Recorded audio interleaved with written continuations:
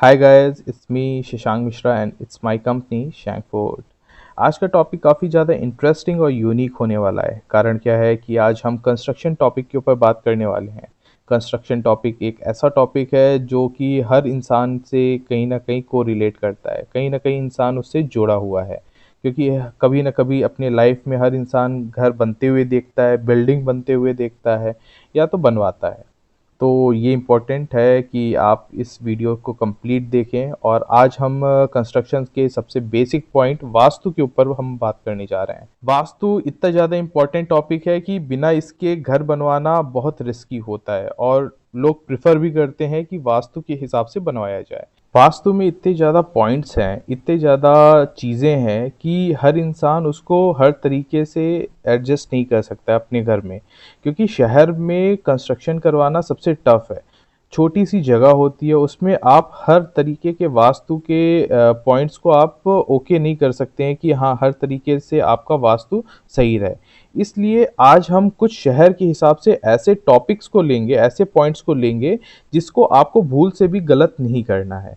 और उसके बाद जितने बचे हुए पॉइंट्स हैं, अगर आप उसको धीमे धीमे अच्छा करते जाते हैं, अपने घर में आप उसको इनबिल्ट करते जाते हैं, बनवाते जाते हैं, तो वो आपके लिए और भी बेहतर है। बट जो आज के टॉपिक्स मैं बताने जा रहा हूँ, इसको आप भूल से भी निग्लेक्ट मत करिएगा, इसमें गलती मत करिएगा। तो चलिए अब आगे हम अपना टॉपिक स्टार्ट करते हैं। आपके सामने एक छोटा सा डायग्राम है। इसमें हमने सबसे पहले हम देख लेते हैं डायरेक्शंस के बारे में, जो कि आपकी ईस्ट, वेस्ट, नॉर्थ और साउथ है, जिसको हम पूर्व, पश्चिम, उत्तर और दक्षिण भी बोलते हैं। अब जो भी आपका प्लॉट साइज है, मैंने वैसे 30 बाई 30 का, 30 फीट बाई 30 फीट का मैंने एक प्लॉट साइज लिया हुआ है जो कि चौकोर है। ठीक है, अगर आपका प्लॉट चौकोर नहीं है, आपका कोई और साइज है, मान लीजिए 30 बाई 50 है, 30 बाई 60 है, कुछ भी है, 40 बाई 50 है, कुछ भी है, तो आप उसको इक्वल 9 पार्ट में आप बांट लीजिए। अब उसके बाद आप उसमें ये 9 जो पार्ट हैं, इसको कोण कहा जाता है। ये अलग अलग कोण है और इसमें अलग अलग देवता का इसको जगह बोला जाता है। ठीक है, ये कोण है आपका। ये पहला है शिव कोण, देव कोण जिसको बोला जाता है। पूर्व और उत्तर का जो कोना होता है वो देव कोण होता है। वो सबसे पॉजिटिव एनर्जी वाला एरिया होता है, जहाँ पे आपका भगवान का निवास माना जाता है। यहाँ पे आप कोई भी मंदिर या कोई भी पॉजिटिव एनर्जी जिससे आप जनरेट होती है, वो सारी चीज आप देव कोण में रख सकते हैं। ठीक है, बीच में आता है आपका इंद्र, लास्ट में आपका पूर्व और दक्षिण में आता है अग्नि, आपका उत्तर के सामने आता है कुबेर, बीच में आता है ब्रह्म स्थान। ब्रह्म स्थान कहा जाता है सेंटर ऑफ द यूनिवर्स। ये आपका जो प्लॉट है, ये आपके लिए हर चीज है, आपके लिए रहने का, खाने का, हर चीज आपके लिए यही है एक तरह से। तो ये इस प्लॉट का ये सेंटर ऑफ द यूनिवर्स ये होता है। ठीक है, ये सबसे इंपॉर्टेंट है। इसको आप सबसे ज्यादा आप खाली रखिए, हो सके तो आप इसको ओपन रखिए। ग्राउंड फ्लोर से टॉप फ्लोर तक अगर हो सकता है तो आप इसको ओपन रखिए। वैसे शहर के हिसाब से देखा जाए तो ओपन नहीं रखा जा सकता है, क्योंकि बाई चांस आपके ऊपर वाले फ्लोर पे कोई और रहता है तो आप इसको ओपन नहीं रख सकते हैं। बट इसको सबसे हल्का रखिए कि यहाँ पे आपकी सबसे कम चीज़ें रहें और पॉजिटिव चीज़ें रहें। निगेटिव चीज़ें जैसे कि बाथरूम है, वो सारी चीज़ें हैं, यहाँ पे एकदम ना रहे। ये सारी चीज़ें मैं आपको आगे चल के और भी चीज़ बताऊंगा। हम बात कर लेते हैं दक्षिण के सामने यमा कोण है, उत्तर और पश्चिम के बीच में हमारा वायु कोण है, पश्चिम के सामने वरुण, और आपका दक्षिण और पश्चिम के बीच में पितृ कोण होता है। ठीक है, अब ये 9 कोण आपके सबसे इंपॉर्टेंट कोण है। इसी कोण के हिसाब से हम वास्तु को डिफरेंशिएट करते हैं, या तो उसके पॉइंट्स को हम आगे सोचते समझते हैं कि कहाँ पे क्या चीज करना है, इसके हिसाब से लिया जाता है। पर अगर देखा जाए शहर के हिसाब से, तो शहर में इतना छोटे जगह पे हमको घर बनाना होता है कि हम वहां पे हर चीज वास्तु के हिसाब से नहीं कर सकते हैं। तो वहां पे हम जो ये 9 कोण है, इसको हम सब डिवाइड करते हैं, छोटा करके हम 4 कोण में बांटते हैं। क्योंकि हम उस तरह से कम वो 4 कोण ऐसे रहे जो इंपॉर्टेंट कोण है, कि वहां पे हमारी गलती ना हो सके। 4 कोण कौन से हैं, चलिए आइए देख लेते हैं। ये सेकंड डायग्राम में आप देख सकते हैं। यहाँ पे हमने देव कोण, अग्निकोण, वायु कोण और पितृ कोण हमारे ये 4 कोण हम इम्पोर्टेंट मानते हैं कि इसमें गलती ना हो पाए। उसके अलावा आपका इंद्र, कुबेर, यमा और वरुण के ये जो आपके चारों हैं, ये चारों आपको इन दोनों से हेल्प करते हैं कि यहाँ पे भी सामान या जो भी घर का कंस्ट्रक्शन है उसको एडजस्ट करने के लिए होते हैं। बट ये 4 कोण ऐसे होते हैं कि आप इसमें एडजस्ट नहीं कर सकते हैं। जैसे कि आपका ये देव कोड होता है, ये आपका मंदिर बनाने के लिए होता है या पॉजिटिव एनर्जी के लिए होता है। तो यहाँ पे कोई भी निगेटिव चीजें, गंदी चीज, ये सारी चीज आप ना रखें तो वो आपके लिए सबसे बेटर है। तो इसके कारण से ये पॉजिटिव एनर्जी के लिए रखिए। आपका जो अग्निकोण होता है, अग्निकोण में आग के लिए ज़्यादा प्रायोरिटी दी जाती है कि अग्नि से रिलेटेड कोई भी चीज़ हो। अग्निकोण में भी आप भगवान का वास करवा सकते हैं, पर देवकोण में भी आपको एक छोटा सा, चाहे तो पोस्टर लगा लीजिए या तो कोई भी चीज़ लगा लीजिए, आपको देवकोण में एक मंदिर छोटा सा बनाना ही बनाना है। अगर आप चाह रहे हैं कि बड़ा मंदिर आप बनाना चाह रहे हैं और देवकोण में आपकी उतनी ज़्यादा जगह नहीं है, तो आप अग्निकोण में भी बना सकते हैं। पर आप ये चीज़ ज़रूर ध्यान करिएगा कि घर का जो मेन मंदिर हो या फिर कोई एक स्टैचू हो या फिर कोई भी चीज़ है, मूर्ति है, यहाँ पे भी आप उसको रखिए। ठीक है।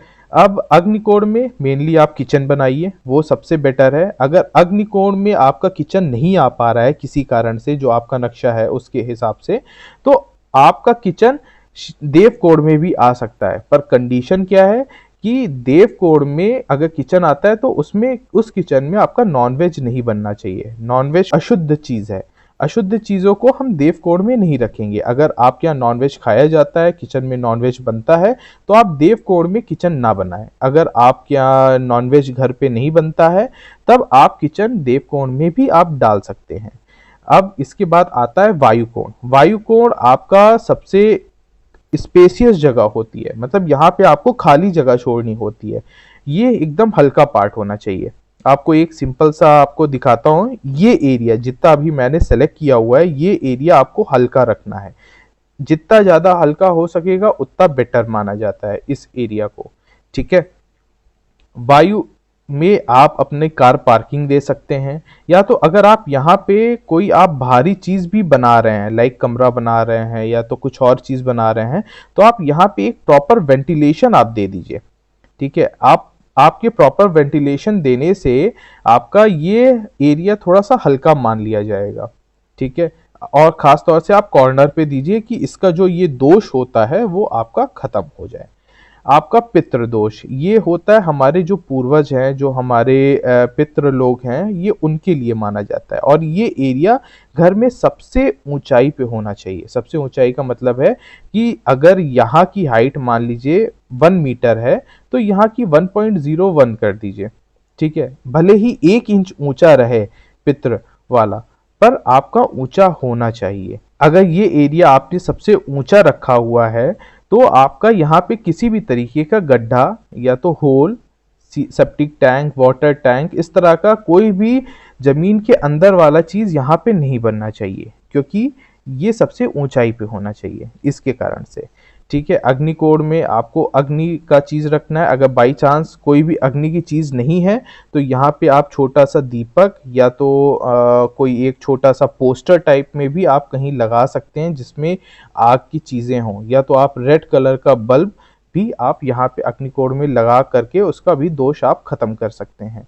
देवकोण में अगर आप किचन डाल सकते हैं, पर अगर उसमें नॉनवेज नहीं बनता है तो। अब इसके बाद करते हैं बात, हमारा सेप्टिक टैंक कहाँ बन सकता है। सेप्टिक टैंक के लिए सबसे बेटर ऑप्शन होता है ये एरिया।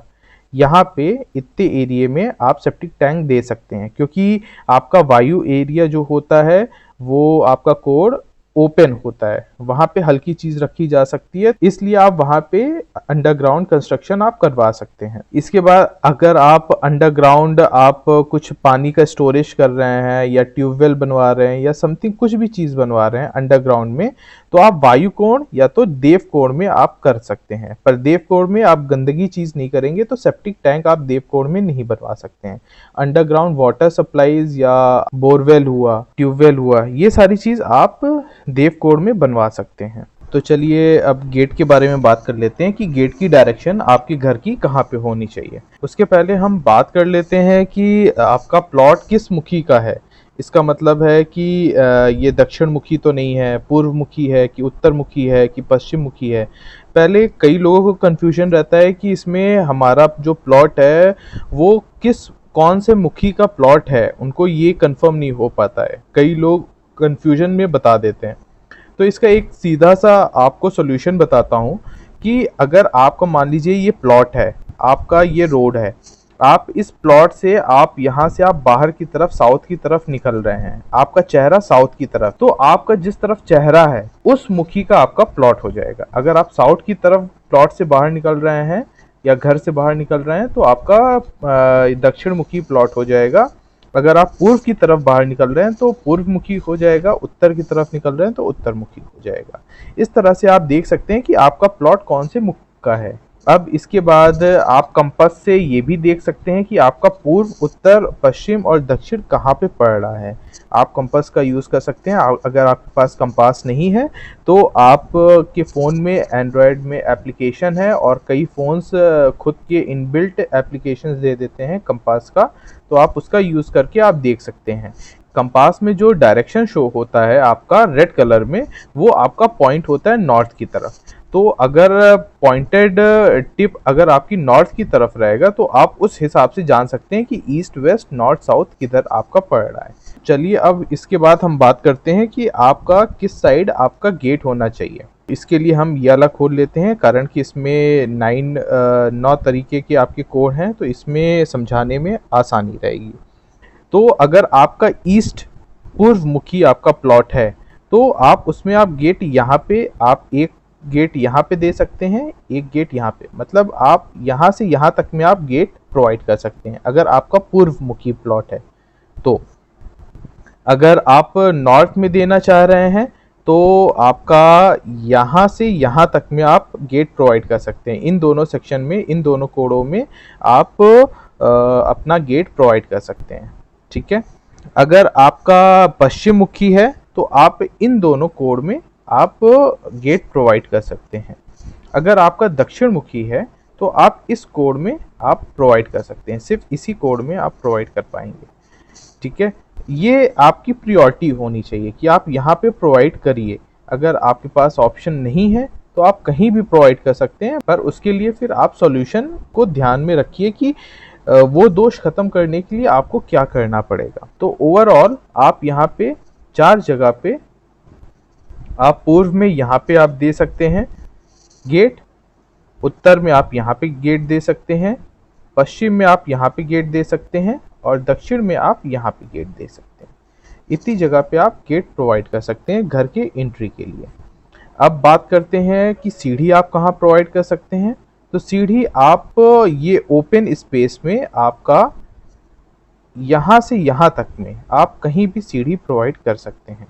कोशिश करिएगा कि ब्रह्म स्थान आपका टच ना करने पाए, मतलब टच ना करे तो ज़्यादा अच्छा रहेगा, क्योंकि ब्रह्म स्थान को सबसे हल्का लिया जाता है। और देव कोण जो है आपका, उसको भी सबसे कम लेकर के चलिएगा कि वहाँ पे भी बहुत भारी सामान या बहुत कंजेस्टेड एरिया वो ना रहे। तो यहाँ पे आप दोनों डायग्राम्स को देख करके आप हर चीज़ समझ सकते हैं कि आपका कहाँ पे क्या चीज़ रखा जाएगा। और हमको इस 9 कोड को हम सेकेंड प्रायोरिटी दें। इस 4 कोड जो ये इम्पोर्टेंट कोड है इसको हम प्रायोरिटी दे करके इसमें कोई गलती ना करें, ऐसा हम लोग नक्शा बनवाएं या तो प्लान बनवाएं। अगर उसके बाद आपके पास जगह बचती है और आप इन सब कोडों का आप यूज़ कर सकते हैं कि इन सब कोड के हिसाब से आप घर बनवाएं, तो वो सबसे बेटर रहेगा। बट अगर आप शहर में हैं, प्रॉब्लम है, तो आप इन कोडों पे आप प्रायोरिटी दीजिए कि इस कोड के हिसाब से आप पूरे घर को बनवाएं। तो आज के लिए बस इतना ही। अगर आपको ये वीडियो अच्छी लगी है तो प्लीज़ इसको लाइक करिए, सब्सक्राइब करिए चैनल को और साथ में इसको शेयर करिए कि और भी लोगों को इस बारे में नॉलेज हो सके।